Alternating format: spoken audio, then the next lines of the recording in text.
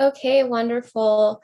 Well, I'm very fortunate to be able to present our panelists for today. So first, I would like to please introduce Mrs. Kennedy Colvin Richardson. So Kennedy has over 20 years of experience as a nonprofit executive, marketing professional, and diversity consultant for national and international changemakers. Her work has been recognized by two American presidents, Ronald Reagan and George W. Bush. In 2015, she was inducted into Nevada's Women's Hall of Fame and was Athena Young Professional of the Year. We also have Joyce Orias, licensed architect, president of Urban Architecture and Design for the past 17 and a half years. And she has worked with she has international design experience for Disney Imagineering, as she's mentioned before, in entertainment design, quality retail, hospitality projects with MGM Grand, Cosmopolitan Las Vegas, and Foxwood Casinos, just as some of the places that she's worked for. We also have Councilman Cedric Creer, the representative of Ward 5 of the city of Las Vegas. He's a devoted public servant who has a deep passion for the Las Vegas community. He has served as chair of the Cultural Diversity and Title IX Compliance Committee in 2012 as a representative for District 1 on the Board of Regents for the Nevada System of Higher Education, NSHE. And then last, we have Melvin Green, our president of the AIA Justice, Equity, Diversity, and Inclusion Task Force. And he's also the principal at KME Architects in Las Vegas, Nevada, a full service architectural firm. And Melvin has been designing projects for over 42 years and has extensive experience in every facet of architectural design and sustainability. And my name is Sydney Katz. I'm still a student at UNLV for School of Architecture, and I'm very thankful to be here to engage in some interesting conversation about just why we're here. Before we begin with some questions, I sort of wanted to draw attention to the title of our program. So collaboration, empathy, and art. So I would really like to start with art and with a quote that my grandmother has once said before. She's 65 years old and she's an art teacher for Canyon Springs High School. And something that she would always tell her students who were so discouraged with not moving forward with producing art, she would always tell them the same lines that you use to draw your name are the same lines that you'll use to create your work of art. I think it's important to acknowledge art as a young person who's interested in becoming an architect. It deeply resonates with Justin Carr and his interest for art. And it seems as if that's a very good way for catalyzing the creative process as you inch your way forward into such a technical and professional career. And once you've acknowledged art, you've sort of also acknowledged color, and it kind of puts things into a bit of a perspective. And once you realize that you can have perspective, you can also realize that you could potentially have empathy for someone else. And so that's what brings us to empathy. And then with all of these different perspectives of a team, then you will hopefully be able to collaborate so much better. So one of the first questions that I would love to ask our panels is, why is it important to focus on youth or young adults who are aspiring to become architects, engineers, and other related careers in construction? I guess I could start answering the question. For me and for a lot of the minority architects, it's growing up, I never was exposed to non-traditional professions. Normally it was a teacher or a principal, and that was pretty much it, but nothing very technical.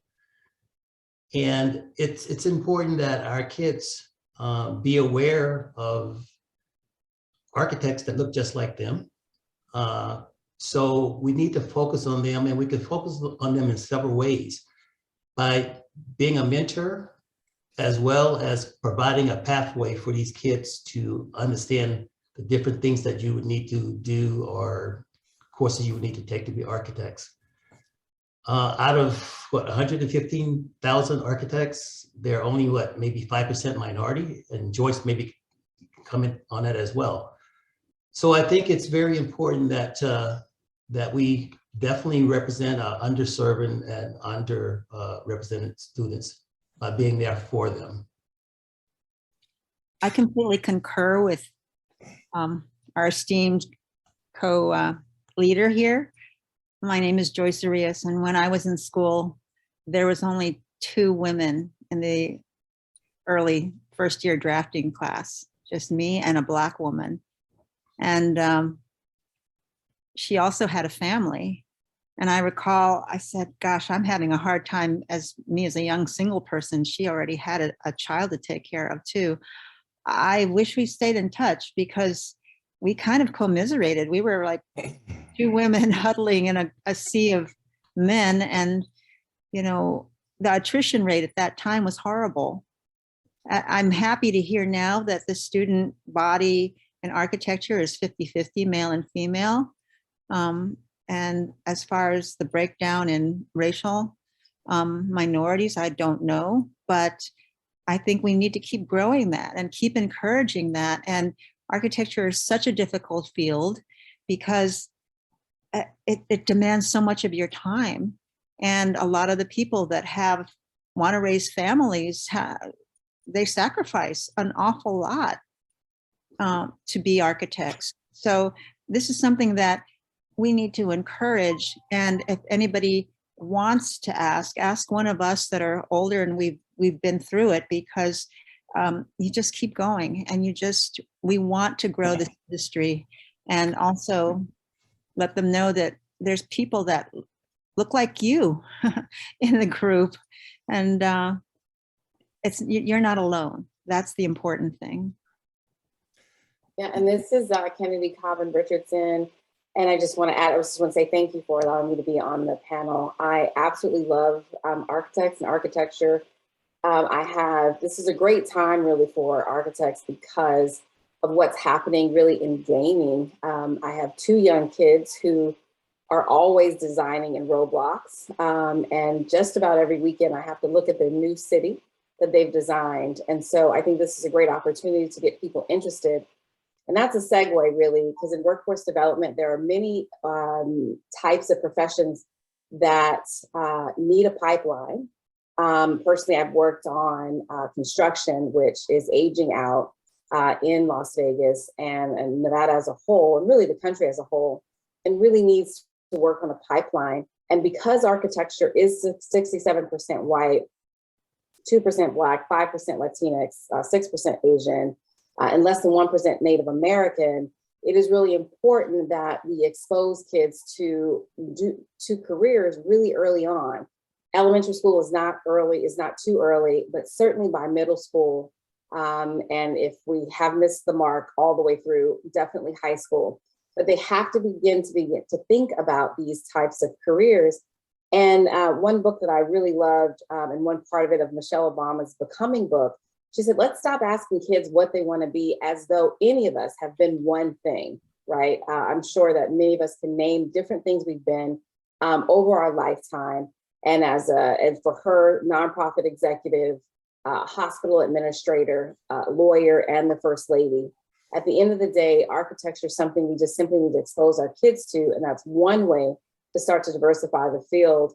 And so when relating to the question about youth, getting them involved and showing them what's possible, really should be foremost in our mind, particularly working with schools, at least the middle school level, and if not, then high school. So I guess it's my turn. Thank you. Good to see you, Mel. Good to see you, Kennedy. Hello, how are you, and everybody? Sydney, great to be here. Great to see a young person from UNLV who is moderating this esteemed panel. I think that's pretty cool. I first met Carlos when he was a student back in the day. Now he's a an adult, which is pretty cool to see. Thank you to AIA Las Vegas for having me.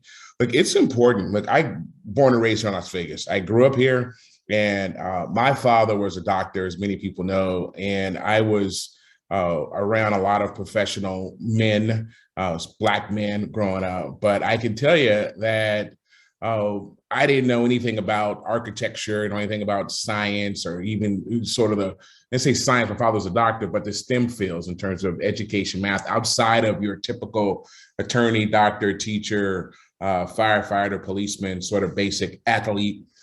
And so it's important that we let our kids know that we live in a big world. There's a lot of opportunities to a lot of different things. And architecture and construction, manufacturing, those are huge fields that are international trades that can be taken anywhere around the world. And so we need to expose our kids and our community to those opportunities. I'm a big believer in vision. If you can't visualize yourself doing it, then you'll never be able to see yourself doing it. And so we have to create the vision, because so many people have never even been outside of the 3 square miles, 3 square blocks of their neighborhood. You'd be surprised. We sort of take it for granted. For us who are professional people, probably traveled the world, seen a lot of things, but a lot of kids and a lot of people in underserved communities never, ever get out of their communities. We take 3 busloads of kids at Zion Park every year. Last year, we did it. And, when you tell the kids that you're going to go from Nevada into the canyon through Arizona, and then come out and you're going to be in Utah, that's mind-boggling to them. And so you have kids who have never been outside of Nevada, who are in high school. And so nevertheless, trying to see themselves be international architects that are designing, civil engineering and doing all these things. We have to instill that vision in them. If they can visualize it, then they can do it.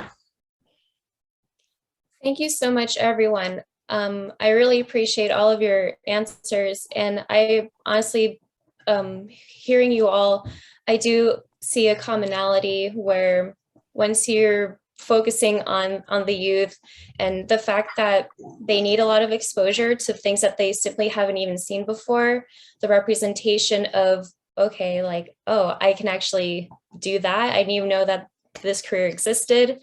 And once we remember that, when you're young, you're honestly quite resilient. I feel like as we approach adulthood, that's when you start to see the fragility in our character. And once you kind of remember that, when you're young, you're almost kind of moldable. So you're going to be molded by so many things, so many factors in the world. So if you are someone who has encountered, hardships, that's probably going to leave quite an impression on you. So I really appreciate all of your answers. So the next question that I would like to ask is, what has Susan Carr taught us about overcoming personal hardships while undergoing a journey towards professional development? And we can start with Councilman Creer. Well, look, Susan's story, unfortunately, is not a story to a certain extent we haven't heard. If you are a minority, and I'll say just specifically, if you're Black in America, you have experienced a form of racism. Mel, and no offense, Joyce, Kennedy, but if you are Black, you have your own story that resonates similar to what she said. Every person has been discriminated against, and you have a choice, all right? You can, dwell on it and let it keep you down, or you can let it, inspire you to go on and defeat the stigma that is attached to you and go out and make it work and make it happen. And even if you did it in spite of those people who discriminated against you, that's fine. But you're motivated to go out there and be great and to do good things and to give back to your community, even if it's just to show the person who stigmatized you that I'm not going to get engaged in that. I'm going to rise above it, and I'm going to go out, and I'm not going to let this hold me back. I'm going to do and be what I've been meant to do and be on this earth. And we all could have just stopped and said, man, that, wow, I don't know. It makes you second guess, but at the end of the day, you got to keep on fighting. You got to keep on fighting through it. It's a tough world. I'm sure in my lifetime, I'll be discriminated against again. It won't be the last time. So knowing that, you just got to keep on pushing. This is Melvin. I definitely agree, Commissioner Creer, because as Susan was telling her story, I was just checking off boxes. Yeah. Because I've been involved in microaggression. I was at a conference in 2001. And I walked outside to take a break, standing outside of the lobby, and the gentleman dropped his bags in front of me and thought I was one of the porters. Yeah. So we've been through that. And so I really like her take on compassion, empathy. Those are all the things that we are going to need more than ever now. So I was very moved by her presentation. And again, it totally hit home for me. And Mel, look, we see it in business as well. Look, I have an advertising firm, right? A marketing advertising firm. Absolutely. And Mel, with this firm, I know, because we've been working with Mel for a long time. It takes, they say it takes a village, but it takes a village within the business community too, to overcome discrimination. And I never been one to say that, wow, you're discriminated against me for the color of my skin. But sometimes you got to ask yourself, really? I mean, it forces you to really believe that you discriminated because of the color of my skin. But you got to keep on pushing. Yeah, absolutely. Well, as an Asian woman and also in construction, can you imagine what I've been through? Yeah, no doubt. Your world is not easy. Well, it's very different, and we'll have to include the gender bias as well. This is a tough conversation, but that's how Susan and I bonded, because I was mistreated in a very big organization, and Susan was compassionate, even as compassionate then as she is now, even more so, because we were really a minority. There were not there. This was in the 90s, so it wasn't that long ago, but it was a long time ago. Things had progressed, and then sadly, things have stayed the same. What I would like to point out, though, is that yes, you have to keep on fighting, you have to keep on going, but also honor the pain that you felt too, and soothe yourself, have some self-care on that. Don't deny that it's happening. That's the biggest problem, is denial, because it'll come back later as an open, horrible sore. So acknowledge that it happened and see how you can handle it and then move on. But that's one thing I can say. And that's one thing having great friends like Susan helped, because we could talk about it. We could talk about the real painful truth of what was going on and then move on from that. But we couldn't deny that it wasn't happening. I agree, Joyce, for bringing up. Obviously, I was going to do the same as relates to the intersectionality of both being, for me, Black and a woman. But I would say recently that when women particularly are trying to move into leadership positions, that you feel it much more than you've ever felt it. And so when it comes to both being Black and a woman, I found that my womanhood actually was more of a detriment in some cases than it was being Black, but it was more of a combination. But also, I appreciate you saying having Susan as a confidant to talk it through and creating a community that you can sort of, and perhaps even Jedi here, is a way to sort of talk about some of these issues that are happening to you so that you can get through it. And recently, I had to think about how I really wanted to take this on, because I have taken it on professionally. And mine is allyship. It is my dominant audience, is the majority culture, because it's only going to get better if the dominant culture decides that it has to end. And I think that historically, racism, microaggressions, and all the things that we deal with on a daily basis needs to go. But it takes all of us. And I'm hoping that as we move forward in this fight, that all of us feel a responsibility to, to solve it, and not just those who are most affected by it, which are represented here on this panel. Absolutely. Thank you very much, everyone. I really appreciate your answers, and I do believe that it does tie in with the first question that that was asked, where, simply put, once you've experienced some hardships, maybe in a difficult place like your workplace, something that young professionals should be aware of is, when you do stick up for yourself or stand up for yourself for something that, maybe it's better to try and it's like, did that really just happen? Did that just happen to me? Having a confidant, having a mentor to be able to kind of be like a soundboard, like, this happened to me, so what should I do about it? Because as I think we've kind of realized in the architecture world, it's pretty small, and sometimes your reputation can kind of precede you. So it's like you're kind of like walking a fine line sometimes. If I do speak up for myself, like, what's the cost of that? So I think that these are all very difficult things that everyone eventually will have to face. So I think it's really good that we've heard your answers to that. The next question that I would like to ask is, what aspects of the profession should we pay more attention to catalyze the profession to become more inclusive?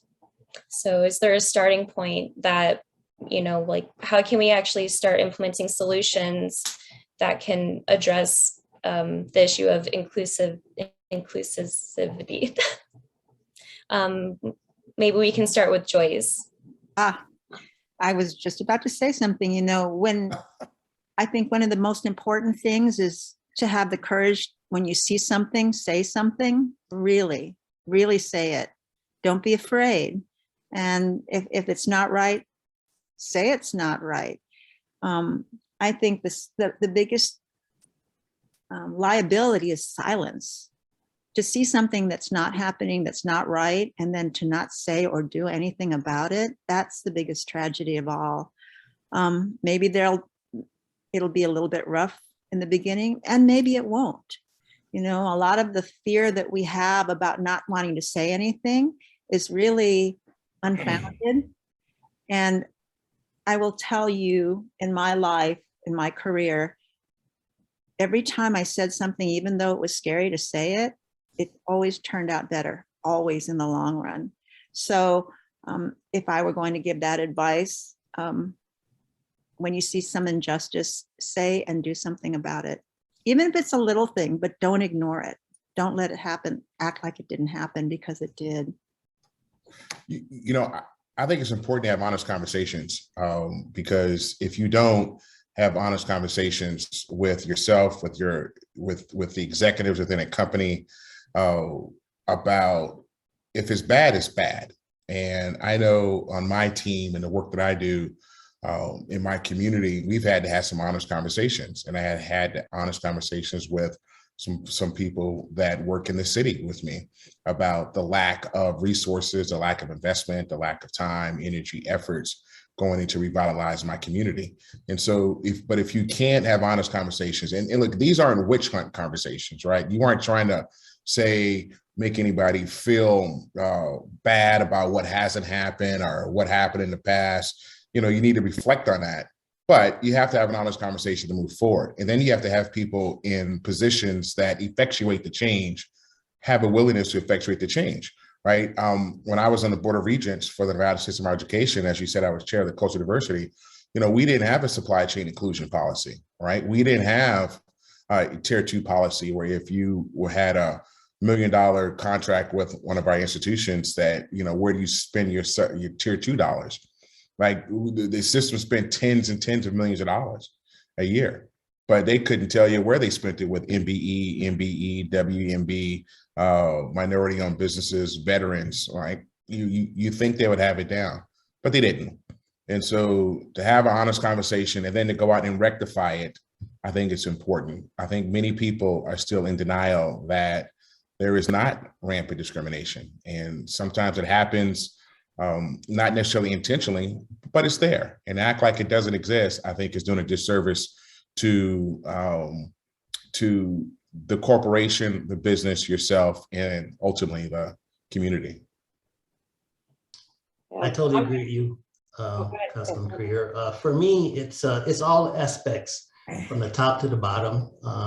You really have to start with management, with the owners, to make sure that they understand the sensitivity that's required and that honest conversation of what their firm should look like. For our firm, we are pretty much a sample of the way it should be. We're a very diverse office.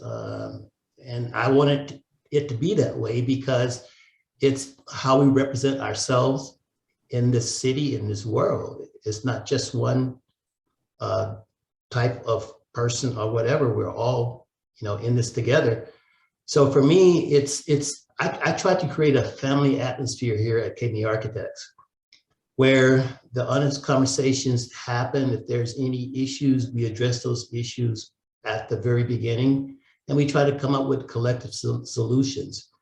So here it's implementing the policies and being true to those policies to make sure that you have a very more robust and inclusive environment. And Ms. Kennedy, your background, I mean, you have quite an experience in looking at many different companies and establishing company culture, right? So I would love to hear what you have to say as well. Oh, you're muted. Thank you. One thing majorly would be that I would say is become a sponsor within the workplace. And so that's different from mentoring, which is giving advice, but someone that everyone to take on an underrepresented individual and really be actively involved in their career progression. That's really important. It turns out that more than 40% of whites in any industry tend to have a sponsor as they are going through whatever career, but only 5% of Blacks and other minorities do. And so what's really important is that that there's sponsorship and that people take that on, and that also that the person going in, a person who is the minority, accepts sponsorship and moves forward. And basically that's an advocate who's going to go to bat for you, give you stretch assignments, allow you to have different opportunities. And I know for me, that was a major step in my career. None of us gets to where we're going by ourselves. And to really recognize that we need help and need sponsorship and someone to advocate for our career progression. One of the things also too, I think, if you don't mind me just chiming in, if you look at our society, well, we've had 300 years of slavery, 100 years of Jim Crow, separate but not equal. The Civil Rights Act was only signed in 1964, right? And so 54 years ago was when the Civil Rights Act was passed. In 1960, with the Moulin Rouge Agreement, which desegregated the Strip, which allowed Black people to live all over and to go into restaurants. It really hasn't been that long that we've sort of been, working towards a common goal of equality. I think we've come a long ways, but we definitely have a very, very, very, very long ways to go. And we'll continue to keep fighting for it. I think it's everybody's responsibility to fight for that common goal of trying to create a system of equality, workforces of equality, lack of discrimination, gender discrimination. I mean, look, pay equity. Why are women paid less than men in many professions? I mean, that's just unheard of, right? But we have a long way to go. We've come a long way to go. We haven't been doing it that long, but we got to keep hustling. Thank you for bringing that up. I also believe that it's very important to acknowledge that there has been a lot of progress, but it simply is not enough. And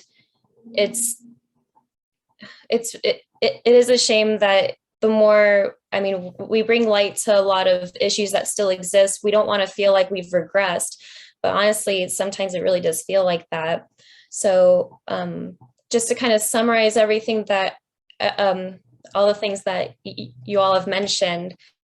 So in a professional practice, it would be very beneficial for professionals to have a stable foundation, very similar to what Ms. Susan was describing, where perhaps there's a bit of a code of ethics to abide by, and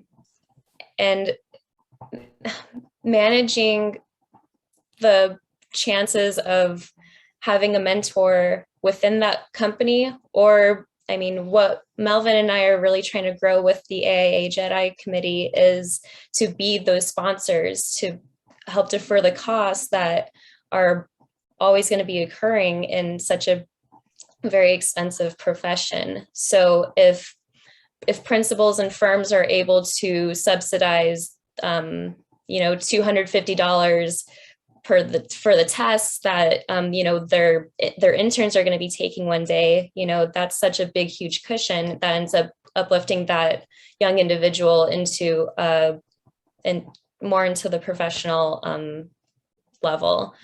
So I do appreciate all of your answers. Melvin, do you have something to say? Yes, speaking of the additional support for interns, at our office, we have a budget. We give our employees $1,000 for continuing education. It may not seem like it's much, but it could pay for a course at CSN or some other means. So we're very, very conscious of trying to help our employees grow. That's amazing. Yeah, that's kind of unheard of, to be honest. Sorry,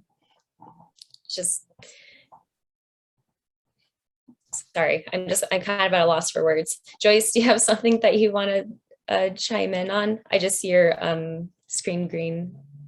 Well, I think that I've been fortunate in the firms that I did work in, that they either paid for my AIA, which was, that's a lot, especially when you're starting out. The continuing education, Mel, that's fantastic. Nobody's ever paid for that for me. So I think that that's you're setting an excellent precedence for firms. But the licensing is expensive. The test taking is very expensive. I shouldered that myself. So I think that when firms do that kind of thing, I think that's a fantastic boon for the professional, the young professional, because you're right, Sydney. This is a very expensive and time-consuming profession. I've never heard of other professions that teach you to do all-nighters. What profession does that? Is this the only profession that does that? It's the only one I know. They basically teach you hardship in school early on. So any leg up that can be given is fantastic. Hey, Sydney, can we ask you, I mean, as a young person, student going into this field, obviously you have a passion for it. I mean, what do you think are some of the things that you would like to see that to prepare you better to go into this field? What is something that you didn't see that you would like to see now that you're in college now? Thank you. I mean, I have to say, I've been in college for quite a while. I've been in college since 2013, and I think of all the things that have added up to this point, I think that the things that Melvin and I are trying to do are literally the things that I wish I had seen, years ago. And it was essentially, what are the different routes towards licensure for architecture? I think the exposure to, what do the different firms look like? What does a small firm, operate, and and how does like how do larger firms operate, you know, how much math is actually involved in the things that we do, versus, you know, it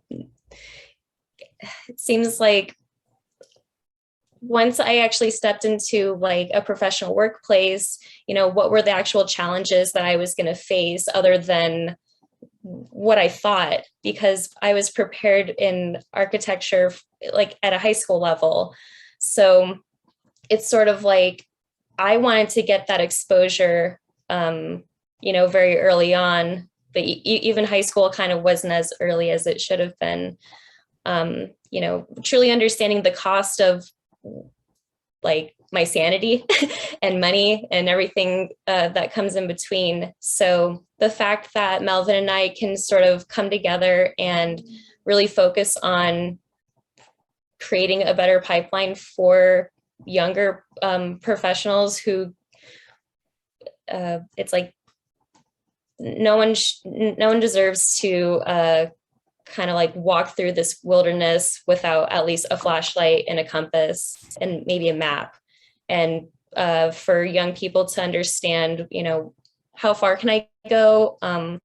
Is it okay if I take a detour over here? You know, how can I actually apply my talents and my skills and my gifts into something that I hope will be a successful business one day? So it's kind of like keeping the dream alive, but also trying to be practical at the same time. I don't want to, don't switch this. I'm supposed to ask the questions. I have more. Well, let's go ahead and let's wrap this up. So I think this is a good question. So how can we prepare the youth or young adults to consider justice when navigating their prospective profession? And we can start with Councilman Creer. You know, look, I think you have to stand up for something and fall down for everything. Each one of us have been in pivotal situations where you got a choice, right? You're either gonna take this and suck it up and not say anything, or are you gonna stand up and do something about it? And you know, I've had it in my professional career, I've had it in my political career, where you got to stand up for something. And the consequences sometimes can be rough and tough, and they have been. But if you don't, you know, Joyce hit on, you know, you gotta say something, right? You just can't sit back and hide in the corner and act like it doesn't exist. Sometimes you got to take a stance in a respectful manner, though. And if you do take a stance, you better have your facts in order. You better have your work is in order. Don't go taking no stance and you're janky at work, you're janky at professional life. That just gives them ammunition. But if you come with facts and if you come with actual, specific and factual information, you have a leg to stand on. I think you need to fight for what you believe is right. Councilman said an excellent thing about that. Get your ducks in a row. Yeah. If you're going to fight the good fight, make sure that you have got all your information down, not hearsay, not gossip, not anything, facts. Mm-hmm. And make them simple and easy to understand, and be nice about it. Be as polite as you can be. Don't go in with an attitude or a chip on your shoulder, because that's, you got to know who you're talking to and talk in a way that they can hear you. And it's not always the way that you want to say it or blurt it out. Talk in a way that it's going to land somewhere. That's the most important thing. And you'll only learn that through experience. And you will fall down a couple times, and that's okay. Just get back up again and then do it again. I got to join back again, you guys, so I'm here. There she is. Oh, wow. Susan. Glad We to were have you talking back. about you, Susan. Oh, the other meeting ended, so I'm good. So I thought, oh, maybe they're still on, so. And we're still here. So I want to say that certainly having all your ducks in a row, as Councilman Creer and Joyce has said. And I would also add, which is not always talked about, but consider your own mental health as you go through this journey. Sometimes when you are fighting that good fight, it can really, really weigh on you. And so you want to be sure that you have a support system, that can, love on you and shore you up, and tell you, that you're wonderful as you go through this process, because it's a tearing down. And so there's something called trauma that sometimes that we are affected by, when fighting the good fight. And sometimes, and particularly in a workplace, because sometimes people stand up for you and sometimes they don't, mainly because they are concerned about their own viability in the workplace. And so sometimes you are standing alone when you're fighting this fight. And if that happens, you want to make sure that you're not left really standing with nothing at the end of it. And so as you do that, really consider your mental health, get help if you need it, have a family and friendship support group around you, as you fight it, including even a lawyer, whatever you need, but just don't let yourself get torn down in the process, because it certainly can happen. And many people lose relationships when they go through things like this. And so you just want to be sure that you keep you first as you're fighting, and then move forward as you can. Kennedy, architects do not have any stress. Sorry about that. But for me, I totally agree with you. So I have this ritual in the morning. So I get up in the morning, and we all have to put our armor on, because you go outside that door without your armor, you're going to get dinged up. So every day I come home, I take my armor off. It's all dinged up, so I put it aside. But in the morning, I wake up, I put on my favorite song, "Lovely Day" by Bill Withers. And I play that song over and over because it motivates me to get ready to go out and fight again. And then also, I love music, so I play in a band. I play bass. So it gives me an outlet to be able to have the time to be me and be myself, and understand all of the pressures and how to filter that pressure into the small pieces where I can handle it. Definitely. I think you hit on an important thing, Mel, is to have something else. And I think Kennedy's the one that said that don't ask someone what they want to be when they grow up, because how many of us were just one thing? No, none of us are just one thing. Mel's a musician. I'm a dancer. Susan is all kinds of things. Everything. Everything. So we're all a lot of things. We're not just the one label: architect, engineer, councilman, business owner. We're so many things. Embrace all of those things. And when one starts to kind of go sideways, you've got the other thing to do. And that gives you joy and brings you love. That's so important, to be a whole person. Yes, absolutely. Miss Susan, since you joined us, maybe we can ask you as well, if you're up for it, how can we prepare the youth and young adults to consider justice when they're navigating their prospective profession? I think we have to be good listeners with everything. There may be nonverbal or verbal communication that there's just like with a teacher, with the kid, they could tell if that kid's happy, right, or sad, or have something that they're puzzled, and making sure that they don't have the fear of asking for help. And because everybody doesn't know anything, if people feel like, oh, I feel insecure, I'm going to be stupid if I ask this question, just leave the door open. And find those little small moments of time when you could help them, even though there's things that you might be busy at work or on, whatever. You could say, well, walk me to my car. Let's talk, early in the morning while I'm working out or whatever. Just lend that ear, and being a heart with ears is really important for how you navigate every aspect of life, especially like, what we're going through right now. Does that answer it? A heart with ears. That's perfect. Listen, we don't listen enough, Well, thank you, everyone. We are going to be wrapping this up. We do have 12 minutes, but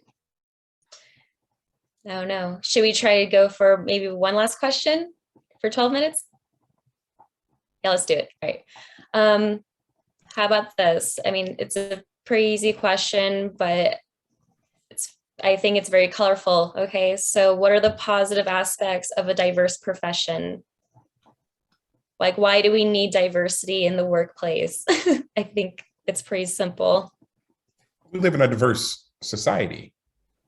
And if you Yes. don't have a diverse work environment, then you're, really segmenting off an entire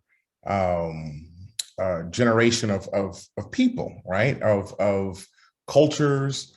And I think even if you broke it down from a business perspective, it's better business if you're an architect to have diversity within your field. If you're stuck with one way of seeing things and don't understand that people come from different cultures and backgrounds and experiences, and to bring all that and to create a melting pot, that melting pot becomes the melting pot of success instead of your one color of success or what your one view is.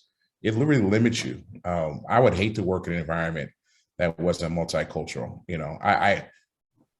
I love to travel. I've traveled over the world, and I think one of the best classrooms in the world is to see the world, because you see different cultures and different people, and it makes you a better person.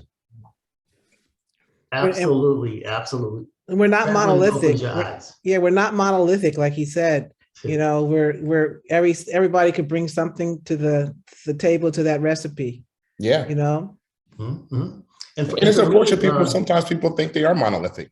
Yeah. That we do live in this singular focused world. I mean, and plus, you know what else? That's no fun, right? What's the fun in that?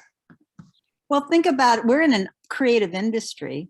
If we're in a creative industry and we don't bring all that diversity into it, how much more are we losing? Just the color, just the food, the texture, the bringing in the excitement of something that we didn't experience, but someone else did, that sense of discovery in a creative world. That's what we want to see. That's what we created at Disney, other experiences that someone else can go and do. They're experiential parks. They're not amusement parks. That's what, and that's what they're evolving to now, interactivity. And if we don't interact with our own neighbor, who's a different race, color, gender, or whatever from us, then where would we be? We'd be in a box. Absolutely. You say you dream in color, Yeah. A diverse workforce, it increases productivity. It increases problem solving, because you're all solving problems together. So those types of things. And most major clients of mine have a diverse companies with diverse employees and diverse consumers. So they are wanting their design companies to have that same type of diversity as well. Something that I do want to try to add. Well, wait, Ms. Kennedy, please. No, I was just going to add, certainly creativity is important, but at the end of the day, we all want to be receptive and take in different things. We all become better people. There is a business case certainly for diverse workforce. However, money can't be the focus all the time, because we've made some bad decisions based on money when it comes to diversity and equity and inclusion. And so therefore, I'd rather people know that we all are better together than we are, sort of being in a homogeneous culture. And so I think that if people gave it an opportunity to really be open to different people and religions and culture and gender and sexual orientations and all of the above, that we would all have a richer experience in life. And in 100 years, no one will know that we exist. And so the 97 years that I'm going to live, that's what I've decided, that I'm going to experience everything that I can with as many people as I can to enrich the life that I have. Amen. Well put. Something that I also want to maybe bring up is, so not just our cultural diversity, but talking about age in the workplace and how it's quite beneficial if you're going to invest a bit of your time in hiring interns. If you have someone who's younger on your team who, has very little experience, and they're able to shadow and observe and possibly point out things that maybe you haven't, so the team gets very, stressed sometimes. The team can get very it's like like one focus on certain things if there's so many things to juggle.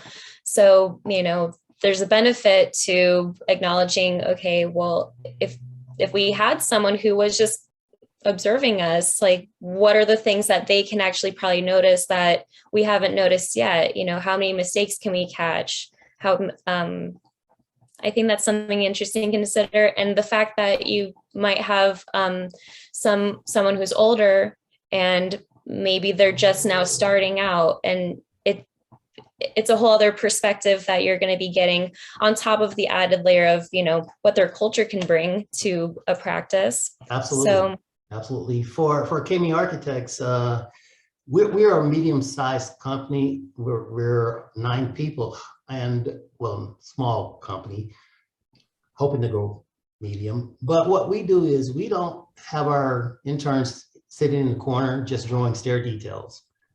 We want to make sure they're well-rounded. So we have them shadow us in all of our design sessions. When we meet with our clients, the only thing I tell them is when they answer the phone, don't commit KME Architects to anything or talk about price. But they are part of the team from the beginning to the end, and it helps them in the long run to understand all of the different processes of architecture that we go through, and interaction with all our consultants as well. well, thank you, everyone. Is there any last final points that anyone would like to make in our last 5 minutes? I think the young people, it's important to understand that you know, the hustle is real, right? And if you're going out in the work world, whether it's architecture or whatever it is, you know, you got to put your head down. You got to do the work, and you have to. You know, I always say you need to be great at something, great at your profession, be great at your trade instead of trying to be, you know, mediocre at a number of different things. Right? Understand what it is. It's hard. It's very, very hard to do the work that every single person on this panel is doing. And you're going to go through some bumps. You're going to get knocked the hell down. You're going to get beat up, but you got to get up and keep on hustling. You know, today's generation sometimes is very sensitive, I think, on a lot of things. And I think they need to, you got to hustle. It's real. You got to work hard, and nobody's going to give you nothing in this world. You got to go out and work hard to get it.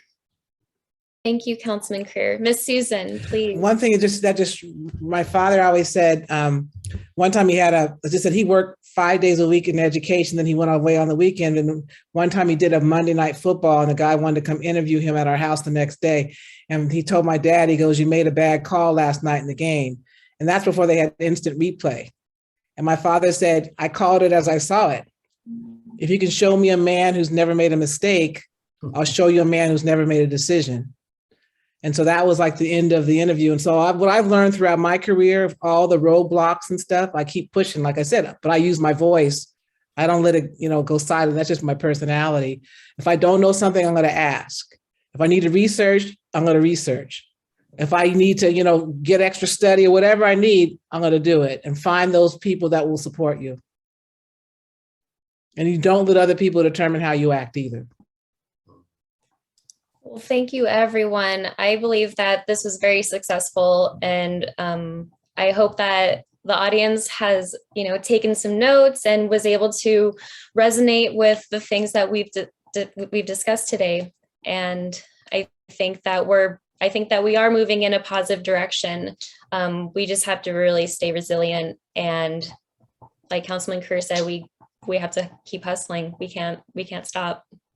But we have to take care of ourselves. Like Ms. Kennedy said, please take care of yourself.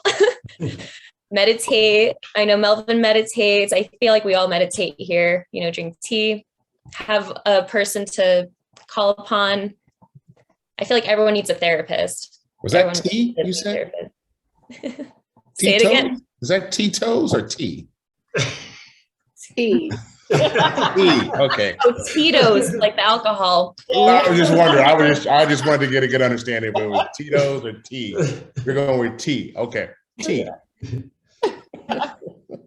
Well, thank you, everyone. We're about done with our meeting. Great. On behalf of the AIA, I'd like to thank Ms. Carr, Councilman Greer, and Ms. Richardson for their time, their insight, and their understanding of the issues that we face, not only in the profession of architecture, but in our communities that we live in. And I'd like to thank the JEDI Committee, Melvin, Sydney, and Joyce. Outstanding program. It's probably one of the best ones that we've had so far this year. Appreciate your time, your energy, and your input. So on All behalf right. of the board, thank you. Thank And have you. a wonderful evening. Thank Bye, you. everyone. See y'all. Thank you. Bye. Bye.